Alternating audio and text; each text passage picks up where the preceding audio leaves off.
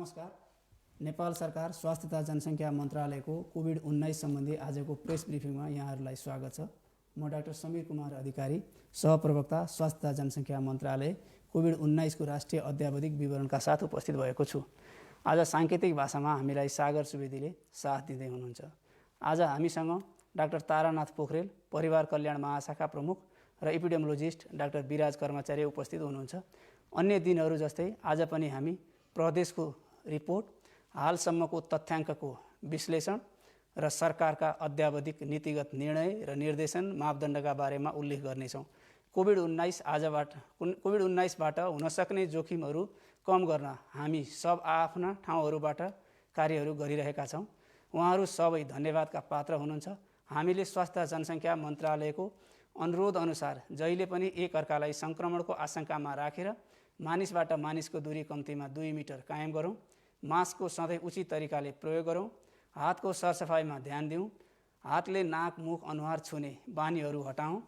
हाम्रा यस किसिमका व्यवहार सधैँका लागि हुने गरी सुधार भए भने कोभिड-19 को सङ्क्रमणबाट बच्नुका साथै धेरै किसिमका सरुवा रोगहरूबाट समेत जोगिन सकिन्छ। गत बिहिबारदेखि आजसम्मको तथ्याङ्क हेर्दा नेपालमा 64,719 PCR परीक्षण भएको छ, जसमध्ये 21,775 परीक्षणमा सङ्क्रमण पुष्टि भएको छ। 29,352 जना सङ्क्रमण मुक्त भई डिस्चार्ज हुनुभएको छ। आज देशभरि जम्मा सक्रिय सङ्क्रमितहरूको सङ्ख्या 1,08,897 छ, जसमध्ये संस्थागत आइसोलेसनमा 7,563 जना र होम आइसोलेसनमा 1,01,334 जना हुनुहुन्छ। देशभरिका प्रयोगशालाहरूबाट आज 10,986 नमुनाहरूको PCR परीक्षण भएको छ भने 1,784 जनाको एन्टिजेन परीक्षण भएको छ।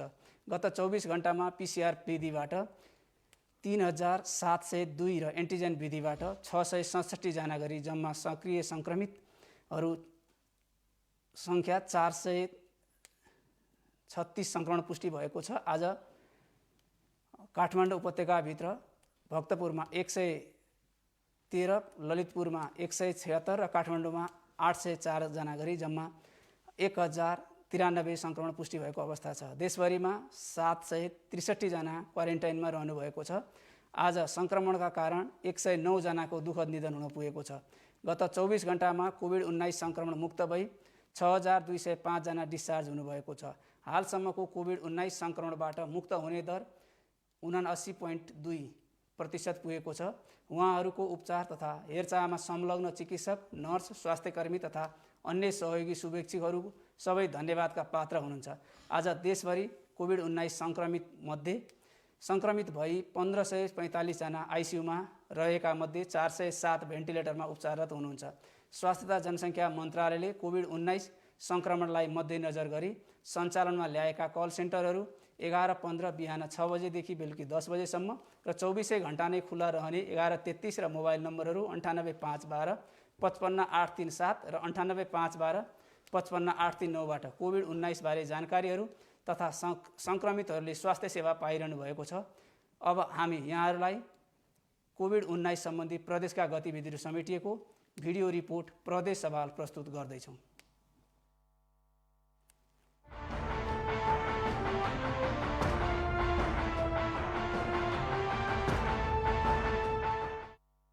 अहिले अस्पतालमा भर्ना हुने अधिकांश व्यक्ति कोरोना विरुद्धको खोप लगाउन नपाएकाहरू नै छन्। खोप लगाएकाहरूमा सङ्क्रमण नै नहुने भन्ने चाहिँ होइन, तर 2 डोज खोप लगाएकाहरूमा सङ्क्रमण दर निकै कम देखिएको छ। दुवै डोज लगाएकाहरूमा सङ्क्रमण भइहाले पनि सामान्य लक्षण मात्र देखिने र गम्भीर अवस्थामा नपुग्ने गरेको पाइएको चिकित्सकहरूको भनाइ छ। यो दोस्रो लहरमा चाहिँ साँच्चै भन्नुपर्दाखेरि जति पनि अलिकति जटिल अवस्थामा भएका बिरामीहरूसँग मैले कुराकानी गरेँ, उहाँहरू चाहिँ लगभग कसैले पनि खोपहरू नलागेका, विभिन्न नलागेका छन्। कसैले चाहिँ पाएर पनि नलागेका, कसैले चाहिँ लाउन खोज्दा पनि नपाएकाहरू छन्। र यसबाट पनि के थाहा हुन्छ भन्दाखेरि चाहिँ अहिलेको जुन एउटा भनौँ न कोभिसिल्ड भनेर हामीले अब लगायौँ, त्यस तत्पश्चात चाहिँ चीनमा निर्मित सिनोफार्मा कम्पनीको चाहिँ भ्याक्सिन लगाइरहेको अवस्था छ। हो, एक खोप लगाउँदाखेरि चाहिँ केही अप्ठ्यारोहरू भएर अस्पताल भर्ना भएको पनि पाइएको छ, तर त्यो एकदम सानो सम्म छ भने अधिकांश जसले चाहिँ पूर्ण खोप लागेको, खास गरी मलाई जहाँ सुन्छ यो कोभिसिल्ड, किन भन्दाखेरि चीनमा निर्मित भ्याक्सिन त बल्ल अब दोस्रो डोज चलिरहेको छ, जो भइरहेको छ। उहाँहरूमा चाहिँ मैले अब अपवाद अब अरू ठाउँहरूमा कतिपयमा यदि जटिल अवस्था आएर छ अथवा इभन मृत्यु पनि भयो होला, हामीले 100% भनेर त भन्दैनौँ कहिले पनि, तर अधिकांश मान्छेहरूले चाहिँ खोप जसले लागेको छ तिनीहरू चाहिँ यहाँ आइसियुसम्म यो इमर्जेन्सीसम्म आएर जटिल अवस्था आएको चाहिँ मैले चाहिँ खास पाएको छैन। यसबाट के चाहिँ एउटा देखिन्छ, त्यो अब्जर्भेसन हाम्रो मेरो र त्यो अब्जर्भेसनबाट के देखिन्छ भन्दाखेरि जसले चाहिँ खोप लगाएको हुन्छ उहाँहरूमा चाहिँ जटिल अवस्था आउने सम्भावना नहुँदो रहेछ। यद्यपि म यो भन्दै गर्दाखेरि 2टा खोप लागेका पनि सङ्क्रमित भएका छन्, तर ती सङ्क्रमितहरू चाहिँ एकदमै सामान्य लक्षण देखेर चाहिँ फेरि आफ्नो दैनिकीमा फर्केको चाहिँ मसँग अब अनुभवहरू साट्नु भएको छ। दुवै डोज खोप लगाएकाहरूले पनि स्वास्थ्य मापदण्डको भने पूर्ण पालना गर्नुपर्छ। समुदायमा धेरैभन्दा धेरै व्यक्तिले खोप नलगाएसम्म सङ्क्रमण सर्न सक्छ। यद्यपि खोप लगाएकाहरूले सङ्क्रमण सार्ने सम्भावना कम हुन्छ, तर 100% सङ्क्रमण सार्न नसक्ने भन्ने हुँदैन। यो अवस्थामा खोपले व्यापकता नपाएसम्म निरन्तर जनस्वास्थ्यका मापदण्डको पालना गर्नुपर्छ। खोप लगाएकोहरूले पनि सङ्क्रमण सार्न सक्ने दर धेरै कम छ भनेको मतलब अधिकांश खोप लगाएकोले चाहिँ सम्भावना धेरै कम छ भनिएको छ, तर त्यो भन्दै गर्दाखेरि 100% छैन। त्यसले गर्दाखेरि कसलाई कति बेला सङ्क्रमण भएर सार्न सक्छ भनेर त यतिकै भन्न नसक्ने भएको हुनाले चाहिँ अहिलेको हामीले कम्तीमा पनि यो खोपले एउटा भनौँ न व्यापकता नपाएसम्म चाहिँ हामीले जनस्वास्थ्यको मापदण्डलाई चाहिँ निरन्तरतातिर पाए पनि त्यस्ता जो खोप कुरेर बस्नु भएको छ उहाँसम्म चाहिँ जोखिम पुर्याउने सम्भावना चाहिँ कम। अहिले फैलिरहेको कोरोनाको नयाँ भेरिएन्ट जुनसुकै उमेर समूहका व्यक्तिमा पनि उत्तिकै जोखिमपूर्ण छ। कोरोना विरुद्धको खोप नयाँ भेरिएन्टबाट सङ्क्रमित भएकाहरूलाई जटिल अवस्थामा पुग्नबाट रोक्न सहयोग पुगेको छ। यो अवस्थामा धेरैभन्दा धेरैलाई खोप ल्याएर लगाउन सकिए कोरोना सङ्क्रमणको जालो तोड्न सकिनेछ। भारतमा पहिलोपटक देखेको भेरिएन्ट कोरोना भाइरस भेरिएन्ट रहेछ भन्ने कुरा छ। अवश्य पनि यो अब अहिले भन्नुपर्दाखेरि चाहिँ सबै उमेरको लागि चाहिँ उत्तिकै जोखिम छ र हामीले अझ आगामी दिनहरूमा चाहिँ सतर्कता अप्नाउनुपर्छ। तर म त अझ पनि चाहन्छु सकेसम्म छिटोभन्दा छिटो खोप ल्याएर धेरैभन्दा धेरै हाम्रो दाजुभाइ दिदीबहिनीहरूलाई खोप लगाइदिन पायो भने चाहिँ जुन एउटा कुनै पनि अब आओस् ल त्योसँग हामीलाई त्यति सरकार रहँदैन, धेरैभन्दा धेरै चाहिँ अब हामीले जटिल अवस्था जानबाट चाहिँ रोक्न सक्दो रहेछ भन्ने चाहिँ यो अहिलेको दोस्रो लहरले चाहिँ त्यो खालको चाहिँ हामीलाई भनौँ न हामीले चाहिँ थाहा पाउन सकेको चाहिँ अवस्था हो। दुवै डोज खोप लिएपछि पनि केही व्यक्तिमा कोरोना सङ्क्रमण हुन सक्छ, तर खोप लिएपछि कोरोना सङ्क्रमण भए तापनि यसबाट गम्भीर बिरामी पर्ने सम्भावना निकै कम हुन्छ। त्यसैले खोप लिएपछि पनि भिडभाडमा नजाने, मास्कको अनिवार्य प्रयोग गर्ने, अर्को व्यक्तिसँग 2 मिटर दूरी कायम गर्ने तथा बेला बेलामा साबुन पानीले हात धुने जस्ता स्वास्थ्य सुरक्षाका मापदण्डको पालनालाई निरन्तरता दिनुपर्छ।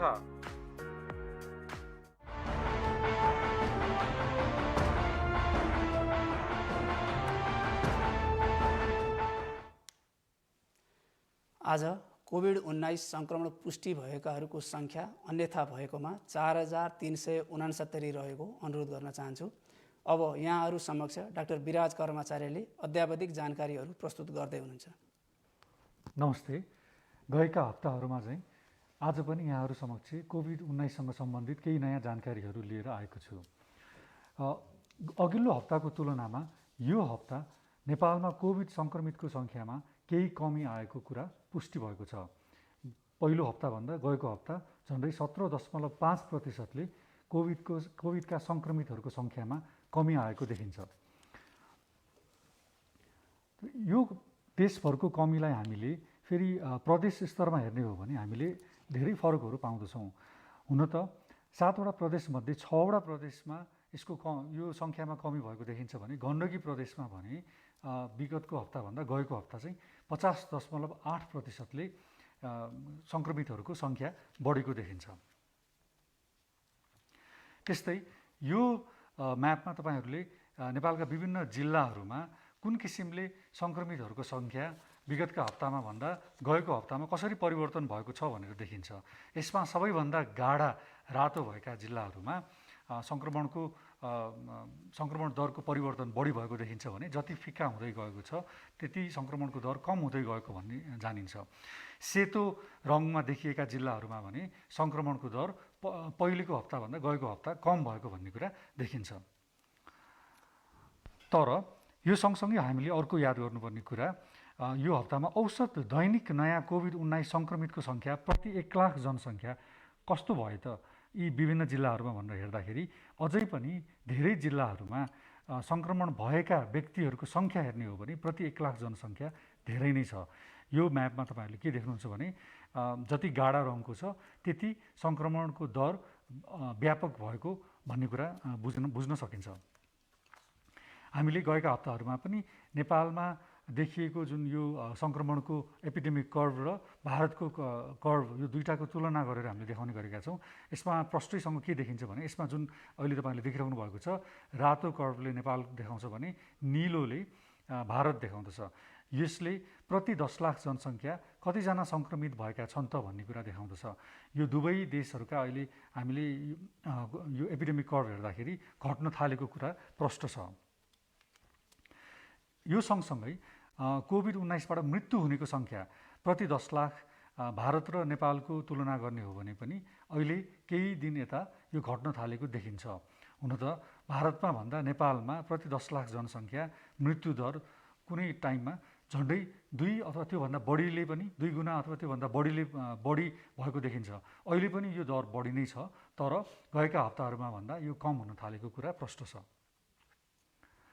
यो सँगसँगै हामीले अर्को एकदमै याद गर्नुपर्ने कुरा टेस्ट गर्दाखेरि कति प्रतिशत टेस्ट पोजिटिभ आए भन्ने कुरा जान्नुपर्दछ। अहिले पनि नेपालमा टेस्ट पोजिटिभिटी निकै नै धेरै नै छ। नेपालको अहिलेको पछिल्लो टेस्ट पोजिटिभिटी हेर्ने हो भने झन्डै 37.7% छ। भन्नुको अर्थ 100 जना टेस्ट गर्दाखेरि लगभग 37-38 जनालाई पोजिटिभ देखिन्छ। त्यस्तै भारतमा यो टेस्ट पोजिटिभिटी झन्डै 10.4 छ। टेस्ट पोजिटिभिटी 5 अथवा त्योभन्दा कम हुनु राम्रो मानिन्छ। यो टेस्ट पोजिटिभिटी हाई भनेको अथवा यो यति धेरै भएकोले के जनाउँदछ भने हामीले सङ्क्रमितहरूको जुन सङ्ख्या सुन्दछौँ, जुन सङ्ख्या यति भयो उति भयो भनेर हामीले जुन जान्दछौँ त्योभन्दा धेरै गुणा बढी सङ्क्रमितहरू समुदायमा छन् भन्ने कुरा हामीले आकलन लगाउन सक्दछौँ।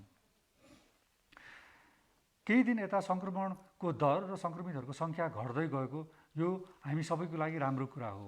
तर यो सङ्क्रमण दर घट्दै जाँदाखेरि हामी अब ढुक्कसँग अब हामी फेरि पहिलेकै अवस्थामा तुरुन्तै जान सक्छौँ भनेर विश्वस्त हुनु भने चाहिँ हुन्न। यो सङ्क्रमण दर घट्दै जाँदाखेरि हामीले केही कुराहरूमा विशेष ध्यान पुर्याएको खण्डमा अहिले जुन ठाउँ ठाउँमा निषेधाज्ञा लगाइएको छ बिस्तारै त्यो निषेधाज्ञा खुकुलो पार्दै लान सकिन्छ।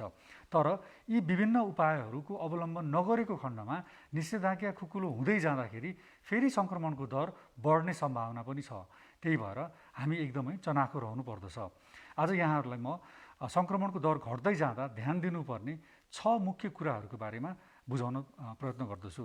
यसमध्ये पहिलो कुरा हो कोभिड सङ्क्रमणको नियमित निगरानी गर्ने, जनस्वास्थ्य तथा स्वास्थ्य सेवाको क्षमता वृद्धि गर्दै जाने, समुदायमा सावधानी बढाउने, सीमा व्यवस्थापनका लागि उपायहरू गर्ने, खोपको व्यवस्थापन गर्ने र तथ्याङ्क सङ्कलन र त्यसको सही उपयोग गर्ने। कोभिड सङ्क्रमणको नियमित निगरानी गरेको खण्डमा हामीले कुनै पनि समुदाय कुनै पनि ठाउँमा कतिको जोखिम छ र कुन हदसम्म रोग फैलिएको छ भनेर अन्दाज गर्न सक्दछौँ। यदि टेस्ट नै भएन भने हामीले कुनै पनि समुदायमा कुन हदसम्म कोभिड फैलिएको छ भनेर अन्दाज गर्न सक्दैनौँ। यो आधारमा त्यो समुदायमा कोभिडको जोखिम के छ भन्ने कुरा आकलन गर्न सकिन्न। त्यही भएर अहिले पनि समुदायहरूमा टेस्ट गर्ने क्रम चाहिँ निकै बढाउँदै जानुपर्दछ।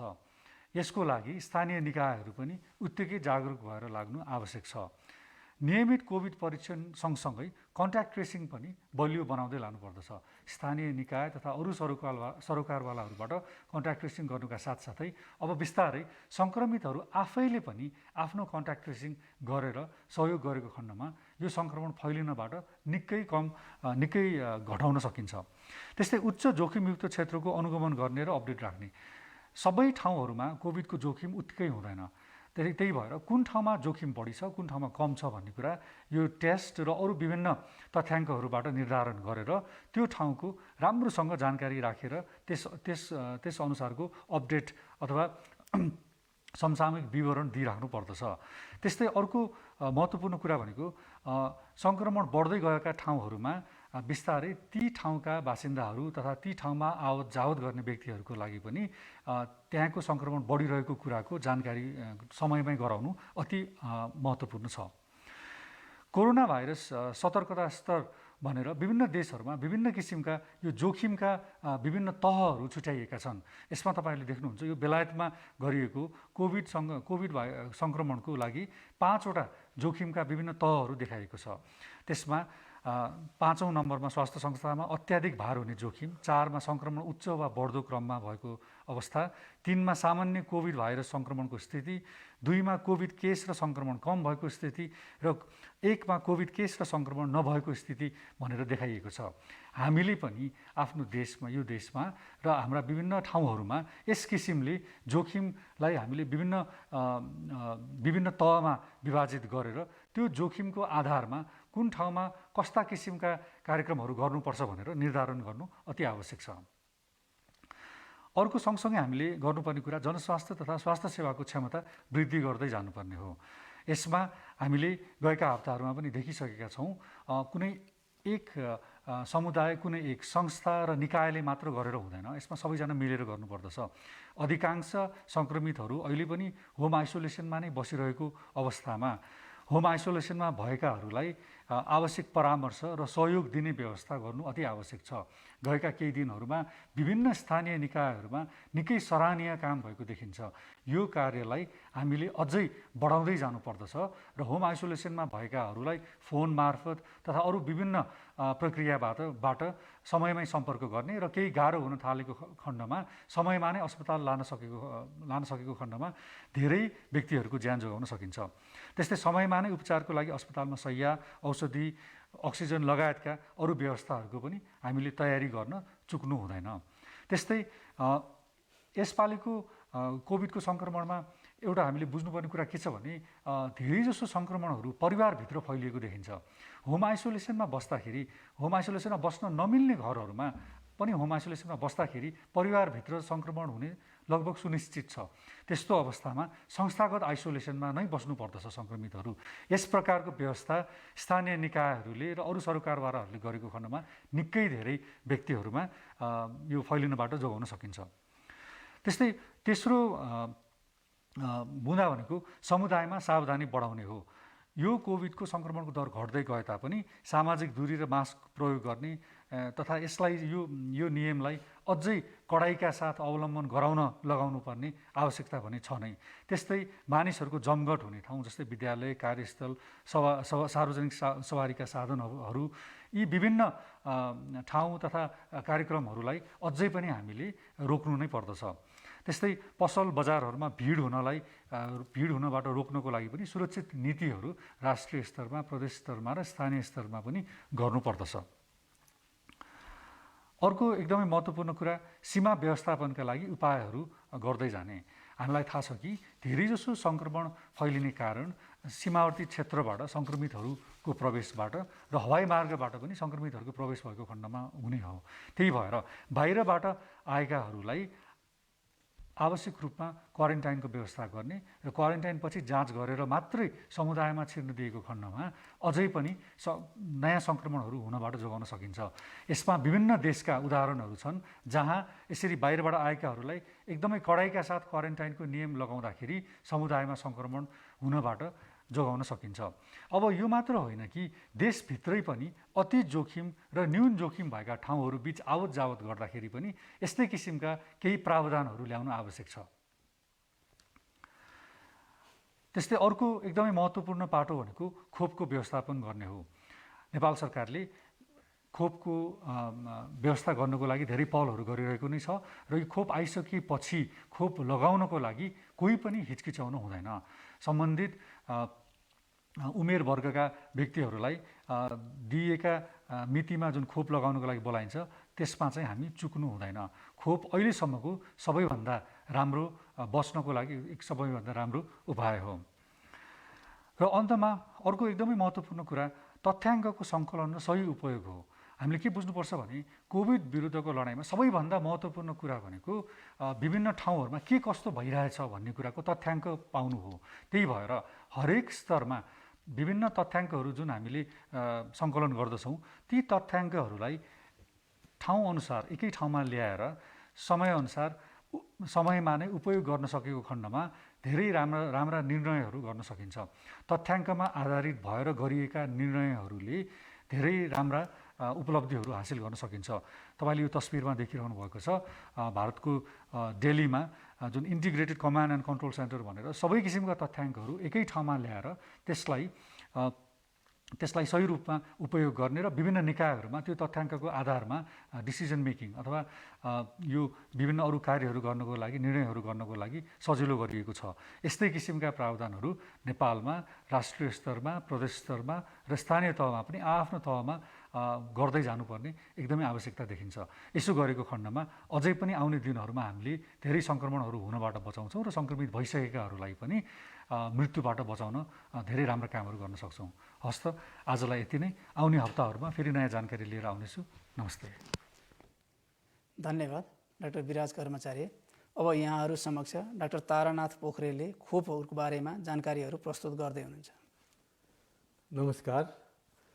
यहाँहरूसँग आज स्वास्थ्य तथा जनसङ्ख्या मन्त्रालयले उपलब्ध गराएको खोप कार्यक्रम र यो खोपको बारेमा विभिन्न जानकारीहरू सहित यहाँहरूबाट आम नागरिकहरूबाट समय समयमा विभिन्न खालका प्रश्नहरू आफ्ना मनमा उब्जिएका प्रश्नहरू र जिज्ञासाहरू स्वास्थ्य मन्त्रालयमा प्राप्त हुने गरेकोले ती समस्या अथवा ती प्रश्नहरूको प्रतिनिधिमूलक रूपमा केही प्रश्नहरूको सवाल अथवा जवाब लिएर म यहाँ उपस्थित भएको छु।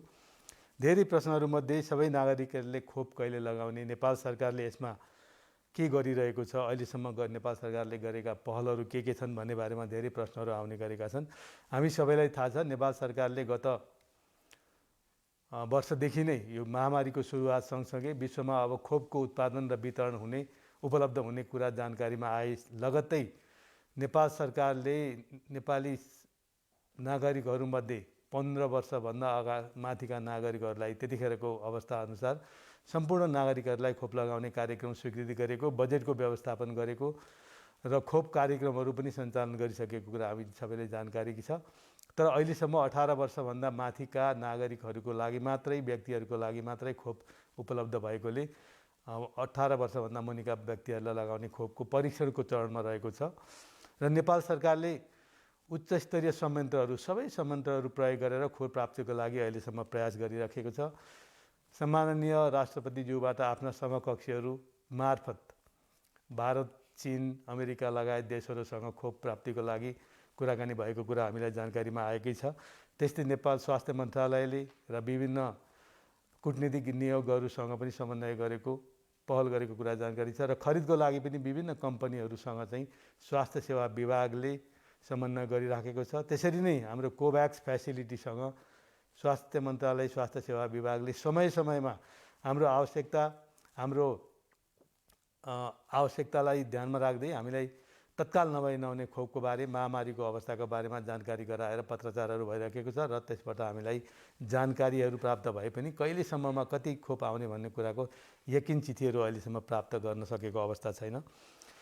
अब अन्य केही प्रश्नहरूमा कोभिसिल्डको खोप लगाएका 65 वर्षका माथिका नागरिकहरूले दोस्रो खोप कहिले पाउने भन्ने कुरा एकदमै हो। हामीले चाहिँ नै 14 जिल्लाहरूमा चाहिँ 55 वर्षभन्दा माथिका नागरिकहरूलाई र अन्य बाँकी जिल्लाहरूमा 65 वर्षभन्दा माथिका नागरिकहरूलाई कोभिसिल्ड भ्याक्सिनको खोप लगाएका थियौँ र त्यो खोप लगाएपछि विश्व स्वास्थ्य सङ्गठनले 9 देखि 12 हप्ताभित्रमा दोस्रो खोप लगाउनुपर्छ भनेको थियो र त्यसै अनुसार हामीले पनि हाम्रा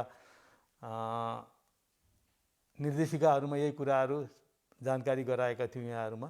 अब लगभग करिब 11 हप्ता बितिसकेको छ। 23 फागुन 23 भन्दा पछि खोप प्राप्त गर्नुहुने हाम्रा ज्येष्ठ नागरिकहरू अथवा नागरिकहरूले खोप लगाउने नजिकै आउँदा पनि अहिलेसम्म हामीले विभिन्न प्रयास गरे तापनि तत्कालै कोभिसिल्डको दोस्रो मात्रा उपलब्ध हुने सम्भावना चाहिँ तत्काल नदेखिएको। तर नेपाल सरकारले यसको विकल्पमा WHO ले रिकमेन्ड गरेका र कोभ्याक्सबाट उपलब्ध हुने अन्य खोपहरूको विकल्पको बारेमा दाताहरूलाई, विशेष गरी हाम्रो कोभ्याक्स फेसिलिटीलाई हामीलाई नभई नहुने करिब 13.5 लाख हाम्रा नागरिकहरूलाई दोस्रो खोप लगाउनको लागि कुनै पनि अवस्थामा कोभिसिल्ड अथवा एस्ट्राजेनिका अथवा एसके बायो एउटै प्रकृतिको खोपहरू उपलब्ध गराइदिनु भनेर विभिन्न संयन्त्र मार्फत प्रयास गरिरहेको छ र यसमा सकारात्मक जवाफ आए पनि प्राप्त हुने मिति हामीलाई प्राप्त भएको छैन। यो प्राप्त हुने बित्तिकै हामी 12 हप्ताभित्र नभए पनि 12 हप्ता पछि पनि भारत सरकारले अहिले चाहिँ 16 हप्ताभित्रमा पनि लगाउने भनेर निर्णय गरे अनुसार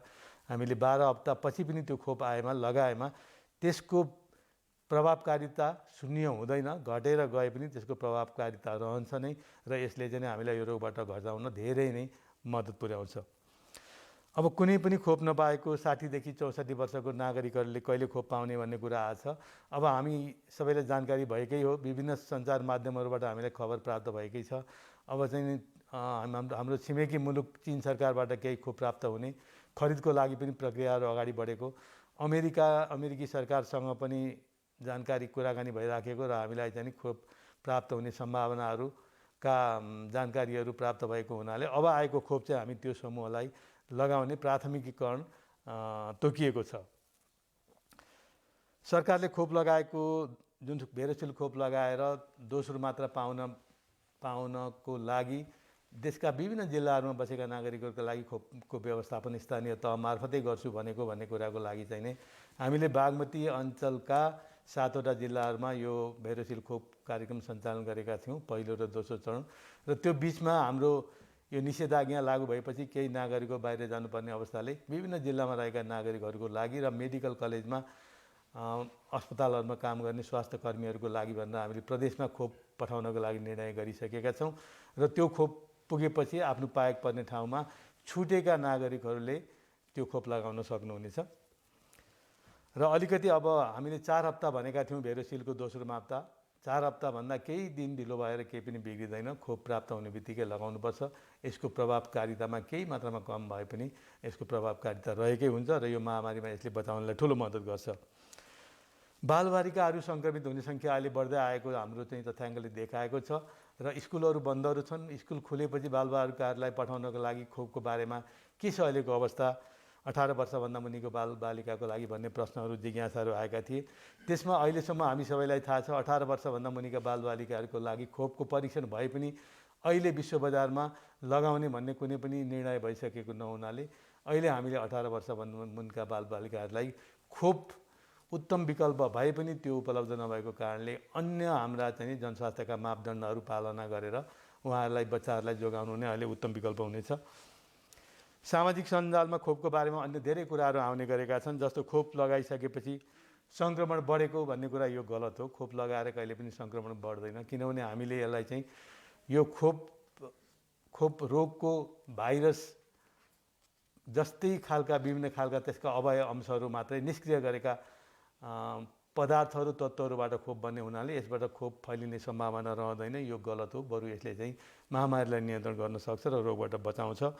त्यस्तै खोप लगाएपछि मर्ने सम्भावना, मृत्यु हुने सम्भावना हुन्छ, किन लगाउने भन्नेको बारेमा कहिल्यै पनि होइन। यो खोपहरू चाहिँ विश्व स्वास्थ्य सङ्गठनले मान्यता दिएका, विभिन्न देशहरूले आफ्ना नागरिकहरूमा यो खोप लगाइसकेको स्वीकृति दिएको हुनाले यो खोप लगाइसकेपछि मृत्यु हुने कुरा करोडौँमा एकाध भए पनि यसबाट चाहिँ मृत्यु हुने सम्भावना त्यस्तो छैन। त्यसैले यी कारणले गर्दाखेरि खोप लगाउनुबाट कसैलाई पनि वञ्चित हुनु र गराउनु हुँदैन।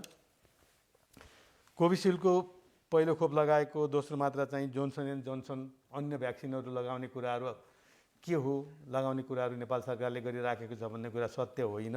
जोन्सन एन्ड जोन्सन यो फरक प्रकृतिको भ्याक्सिन भएको हुनाले यदि नेपाल सरकारलाई प्राप्त भयो भने हामी नयाँ समूहलाई लगाउनेछौँ र दोस्रो खोप चाहिँ नै कोभिसिल्डको पहिलो खोप लगाएका व्यक्तिहरूलाई दोस्रो खोप चाहिँ नै कोभिसिल्ड जस्तै एस्ट्राजेनिकासँग मिल्दोजुल्दो खोप एसके बायो कोभिसिल्ड जुनसुकै प्राप्त गए पनि यी 3वटा खोपहरू लगाउन सकिन्छ। यी खोपहरू चाहिँ नै कोभिसिल्डसँग मिल्दोजुल्दो भएकोले दोस्रो डोज लगाउन सकिन्छ, लगाउनुपर्छ। जोन्सन एन्ड जोन्सनलाई दोस्रो खोपको रूपमा लगाइँदैन, यो छुट्टै लगाइन्छ र सिङ्गल डोज हो। यदि हामीलाई प्राप्त भयो भने यसले पनि हामीलाई ठुलो सहयोग प्राप्त हुनेछ। पहिलो मात्रा एउटा कम्पनीको लगाएको व्यक्तिलाई दोस्रो मात्रा अर्को कम्पनीको लगाउन मिल्छ कि मिल्दैन भन्ने बारेमा, जस्तो कोभिसिल्ड एस्ट्राजेनिका प्रकृतिको खोप हो, त्यस्तै अब यस्तै 3-4वटा खोपहरू चाहिँ अहिले चाहिँ कोभिसिल्डसँग मिल्दोजुल्दो खोपहरू छन्। तिनीहरूलाई हामीले इन्टरचेन्जेबल भनेका छौँ, दोस्रो मात्रा लगाउन मिल्छ, तर अर्को कम्पनीको भएमा केही फरक पर्दैन। खोप चाहिँ फरक प्रकृतिको भयो भने मात्र फरक पर्छ। खोप एउटै प्रकृतिको छ भने कम्पनी फरक भए पनि त्यसले हामीलाई केही फरक पर्दैन, दोस्रो मात्रा लगाउन मिल्छ। दोस्रो डोज लगाएका व्यक्तिहरू पनि सङ्क्रमित भइरहेका छन् भन्ने कुरामा हामीले अघि प्रदेशको एउटा रिपोर्ट पनि हेऱ्यौँ। वास्तवमा सङ्क्रमण भए पनि एकदमै न्यूनतम जनसङ्ख्यालाई मात्रै सङ्क्रमण हुने, थोरै यदाकदा सङ्क्रमण हुने भएकोले दुवै मात्रा पुरा गरेका व्यक्तिहरूलाई सङ्क्रमणको दर एकदमै कम छ। अस्पतालमा हुने भर्नाको दर अत्यन्त कम छ र मृत्युदर पनि अत्यन्त घटाउन सक्ने हुनाले, तर पनि कुनै पनि खोप पूर्ण रूपमा आफैमा पूर्ण हुँदैन। त्यसैले 100% रूपमा नबचाए पनि यसले अत्यधिक मात्रामा चाहिँ बचाउने भएकोले यो खोप पकाइसम्म लगाउनुपर्छ र यसबाट वञ्चित हुनु हुँदैन। अर्को, स्थानीय तहहरूले अहिले नेपाल सरकारलाई चाहिँ बजेट छुट्याएर हामी खोप खरिद गर्छौँ, यसको बारेमा नेपाल सरकारको नीति के छ, निर्णय के छ भनेर यहाँ चाहिँ स्वास्थ्य मन्त्रालयमा जानकारी गराएको बारेमा सर्वप्रथम त म स्थानीय तहहरूलाई नागरिकहरूको प्रतिको जिम्मेवारीको लागि बजेट छुट्याएर आफ्नो जिम्मेवारी पुरा गर्न जुन यहाँहरूले प्रयास गर्नुभएको छ यसको लागि स्वागत धन्यवाद दिन चाहन्छु। तर यति भन्दैमा स्थानीय तहहरूले हाम्रा अहिलेका 753 स्थानीय तहहरूले सबैले खोप खरिद गरेर ल्याउन सक्ने सम्भावना, त्यसको प्राविधिक पक्ष, त्यसको स्टोरेज, त्यसको अनुगमन मूल्याङ्कन र हाम्रो कोल्ड चेनको व्यवस्थापन लगायत अन्य त्यसबाट हुने जोखिमको नियन्त्रण व्यवस्थापन गर्न अत्यन्त कठिन हुने हुनाले, साथै स्वास्थ्य मन्त्रालय सङ्घीय सरकारको जिम्मेवारी महामारी नियन्त्रणमा भएको र नेपाल सरकारले यसको बारेमा चाहिँ पहिले नै खोप सम्पूर्ण नागरिकहरूलाई उपलब्ध गराउँछु भनेर घोषणा गरिसकेको हुनाले मलाई लाग्छ यहाँहरूले नेपाल सरकारसँग सहजीकरण गरेर यो कार्यमा सहयोग गर्नु एकदमै उपयुक्त हुन्छ। अब यदि खोप किनेर ल्याउने हो भने पनि नजिकैको पालिकालाई चाहिँ फेरि विभेद भन्नु हुनाले यो चाहिँ अब यो मेरो विचारमा स्वास्थ्य मन्त्रालयलाई नै बरु सहयोग गरेर चाँडै उपलब्ध गराउने कुरामा यहाँहरूको प्रयास रह्यो भने यो सफल हुनेछ। आजको लागि यति नै। फेरि पनि हामी यस्ता जिज्ञासा लिएर उपस्थित हुनेछौँ। धन्यवाद। धन्यवाद डाक्टर तारानाथ पोखरेल। अब यहाँहरू समक्ष केही अनुरोधहरू रहेका छन्। कोभिड-19 भाइरसबाट हुने सङ्क्रमण हो जसका कुनै उपचार पत्ता लागिसकेका छैनन्, त्यसैले सङ्क्रमण हुन नदिनु नै यसबाट बच्ने प्रमुख उपाय हो। यसका लागि सबैलाई सङ्क्रमणको आशंकामा राखेर अनिवार्य मास्कको प्रयोग गर्ने र एक अर्को व्यक्तिबाट टाढा 2 मिटर टाढा बस्ने र बेलामा साबुन पानीले हात धुने कामहरू बेला बेलामा गर्ने र यदि कोभिड सङ्क्रमणसँग मिल्ने कुनै लक्षण देखिएमा वा स्वास्थ्य असहजता महसुस भएमा तुरुन्त नजिकका स्वास्थ्य कर्मीहरूसँग आवश्यक परामर्श गर्ने र कोभिड सङ्क्रमित भएमा नलुकाउने र आफूलाई सङ्क्रमण हुने बित्तिकै आफूसँग नजिकमा 7 दिनभित्र सम्पर्कमा आएका व्यक्तिहरूलाई जानकारी गराउने र कम्तीमा 10 दिनसम्म एकान्तवासमा बस्ने र कोभिड सम्बन्धी कुनै लक्षण देखिने बित्तिकै नजिकको स्वास्थ्य संस्थामा गएर जाँच गराउने, सङ्क्रमित हुने बित्तिकै नआतिने, आवश्यक सल्लाह र सुझावहरू लिने, अनावश्यक हल्लाहरूको पछि नलागेर विज्ञानले प्रमाणित नगरेका उपायहरू नअपनाएर हामीले जुन जाने जोखिमहरू त्यस्ता अपनाउँदाखेरि जाने जोखिमहरू हुन सक्छन् त्यस्ता नअपनाउन हामी अनुरोध गर्छौँ। त्यसैले संयमित भएर स्वास्थ्य कर्मीहरूको सल्लाहअनुसार कार्यहरू गतिविधिहरू गर्ने र सङ्क्रमितमध्ये धेरैजसोलाई कुनै समस्या नभई निको भएको कुराहरू हामीले बिर्सिनु हुँदैन।